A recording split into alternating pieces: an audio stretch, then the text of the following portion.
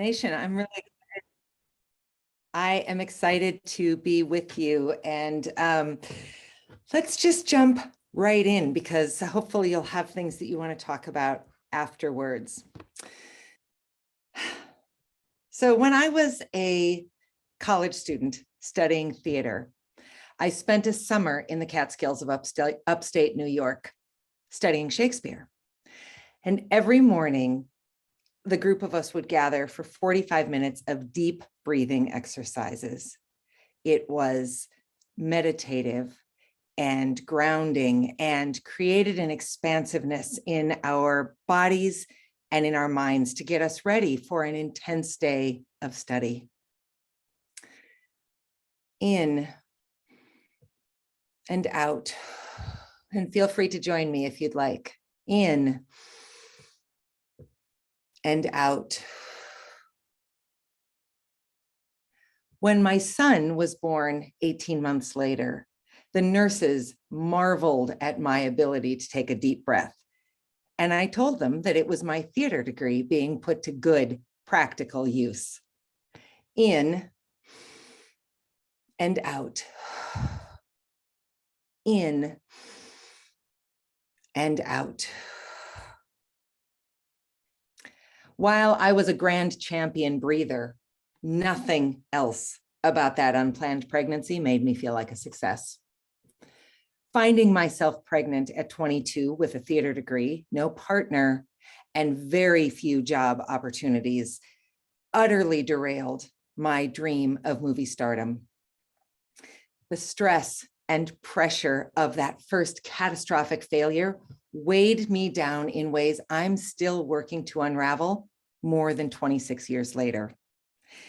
Instead of moving to Los Angeles after I graduated, I ended up back in my hometown, desperately trying to hide the rocks of failure, disappointment, shame that everyone else could see. Today, I struggle to take a meaningful deep breath, not because I've been in an accident or because I have a medical condition. Rather, it's like giant slab after giant slab has slowly over time been placed on my chest, keeping me from filling my lungs fully. It's suffocating and has created a number of problems, but most notably, it has inhibited the full strength and power of my voice, which is ironic because I depend on my voice to share my story. I believe that this is largely a physical manifestation of a lifetime of internal stress, disappointment, shame, failure. And I once played a therapist on TV, so you know I know what I'm talking about. How are you dealing with the rocks in your life? I mean, we all have them. The emotional and mental failures we work so hard to make sure that no one else can see. The decisions of our lives that are weighing us down, crushing us, keeping us small. In and out. In and out. Despite having very little interest in becoming a mother, that's of course what happened at the end of that labored time. Unexpectedly, but thankfully, I fell in love with motherhood. I adore my boy Quinn. I delighted in so much of those early years, even though a lot about those years was hard, mentally, financially, emotionally, even physically. But in the midst of all of that, I was also finding joy as we were navigating the rocks that were springing up all around us. I have spent much of my life living in two simultaneous emotional states. One, delighted with the prospect of having become a mother and all that I experienced and learned along the way. And two, still desperate for movie stardom. The rocks have always been there, even when no one else could see them. Sometimes I've almost been able to convince myself that they've gone away. But then they find a way to press ever so slightly, remind me of the weight of their presence. I have spent most of my life thinking that because I didn't get to pursue my one singular dream, that my life has been a failure. But what if that's not true? What if I've just been defining these rocks, these failures the wrong way all this time? So let me tell you a little story. When Quinn was little, we spent a lot of time walking. Going for a walk with Quinn was always an exercise, primarily for my patients. I can still see his little body crouched low, watching the ants march to and from their circular dirt doors outside our apartment building. When we'd go for a walk, Quinn wanted to stop and look at every stick, every blade of grass, every single little stone. In fact, he wanted to do more than look. He wanted to bring them home. And I can see his chubby hand holding on to his little rock bucket, the metal cookie tin that he carried with him on all of our walks so he could bring home more rocks than his pockets could possibly hold. Quinn loved the shiny, sparkly ones. He loved the flat, smooth rocks. He loved the ones with jagged shapes he could identify. Quinn saw every rock as an individual object to examine and enjoy. He dutifully filled his bucket with rocks on our frequent walks. And where I saw piles of primarily dull gray stones, Quinn saw beautiful objects that deserved individual observation, contemplation, and conversation. It got to be that we had so many rocks in our apartment that I had to come up with a solution. So I developed a magical answer to our problems.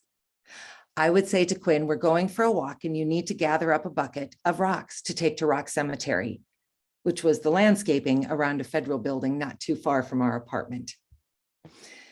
Quinn would dutifully pick up a rock, determined to put it in the bucket, only to put it back on his table or chest of drawers upon further examination. There was something special about this one that couldn't be overlooked. Getting out the door asked as much of my patients as going for the actual walk. And for my part, I just didn't see the difference.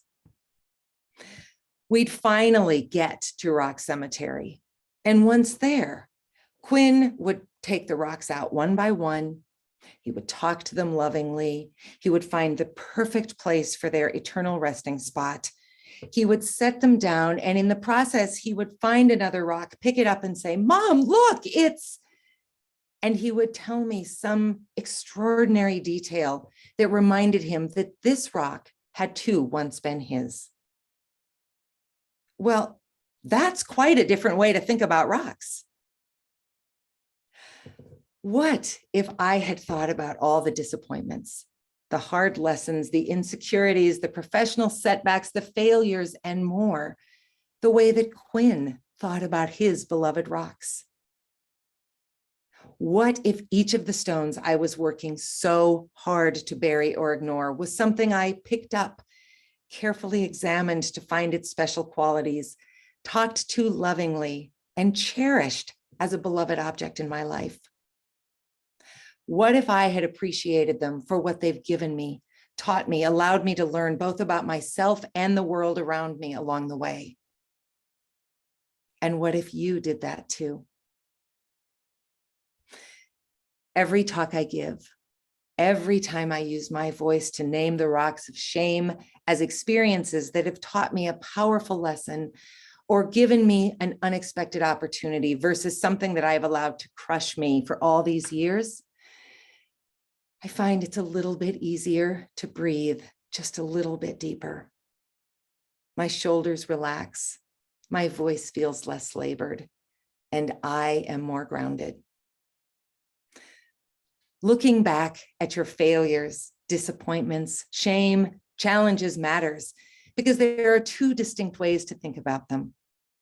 They can be the rocks that appeared out of nowhere, tripped you up, scraped your knee, veered you off your path, crushed you. They can be what kept you small, what kept you boxed in, what kept you from living the life that you were certain you were meant to live. Or you can view them as objects of immense value. They can be the very experiences, opportunities, challenges, and lessons that have made you who you are today. Take the rocks that are crushing you, destroying your dreams, and pressing the life out of your soul, and lift them off your chest. Remove the shame attached to those rocks, and you'll realize that you're moving through the world from a very different perspective, from an empathetic place of hard-earned lessons learned, and from an understanding that the so-called failures are actually what give you the depth and insight that you have today. So breathe with me, in and out, and in and out, and set your rocks down.